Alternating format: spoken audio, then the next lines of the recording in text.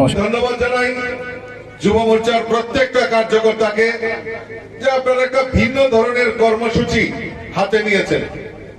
এই 7 দিনে প্রায় 500 কিলোমিটার এই ত্রিপুরা রাজ্যের প্রত্যেকটা অংশকে কানেক্ট করে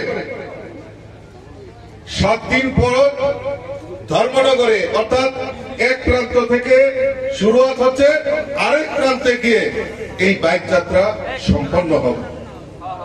আমি ধন্যবাদ জানাই এই ঐতিহাসিক সিদ্ধান্তের জন্য এবং আপনারা যে বলিষ্ঠ পদক্ষেপ নিয়েছেন তার জন্য আমি যুব মোর্চার ভাই বোনদেরকে আমি অসংখ্য ধন্যবাদ জানাচ্ছি। কারণ আজকের দিনে আজকের এই ত্রিপুরা রাজ্যের রাজনৈতিক প্রেক্ষাপটে এটা আমাদের বিশেষ প্রয়োজনীয়তা ছিল। আমরা বিগত কয়েকটা দিন ধরে দেখছি এই রাজ্যের কমিউনিস্ট এবং কংগ্রেসীরা এই রাজ্যের বিভিন্ন প্রান্তে ঘুরে ঘুরে এই ত্রিপুরা রাজ্যের যুবকদেরকে, এই রাজ্যের গরিব সাধারণ মানুষদেরকে, এই রাজ্যের বিভিন্ন অংশের মানুষদেরকে বোঝানোর চেষ্টা করছে এই ত্রিপুরা রাজ্যে আইনের শাসন নেই, এই রাজ্যে খাদ্য নেই, এই রাজ্যে অমুক নেই তমুক নেই বলে মানুষকে বিভ্রান্ত করার চেষ্টা করছে।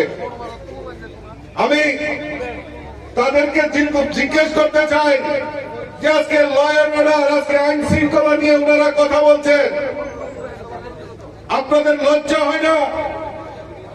আপনাদের লজ্জা হয় না? গত কয়েকদিন আগে দেখলাম মানিক সরকার প্রাক্তন মুখ্যমন্ত্রী রাজ্যের, উনি কদমতলা সফরে গেছেন, উনি সেখানে এই ঘটনার জন্য ভারতীয় জনতা পার্টিকে দায়ী করছেন। আমি আপনার এই বক্তব্যের চ্যালেঞ্জ ছুড়ে দিতে চাই, এইভাবে রাজ্যকে বিভ্রান্ত করবেন না। এই রাজ্যের মানুষ জাতি জনজাতি, হিন্দু মুসলিম খ্রিস্টান বৌদ্ধ সবাই মিলিত ভাবে এক ত্রিপুরা শ্রেষ্ঠ ত্রিপুরার স্লোগানকে সামনে রেখে এগিয়ে কাজ করছে।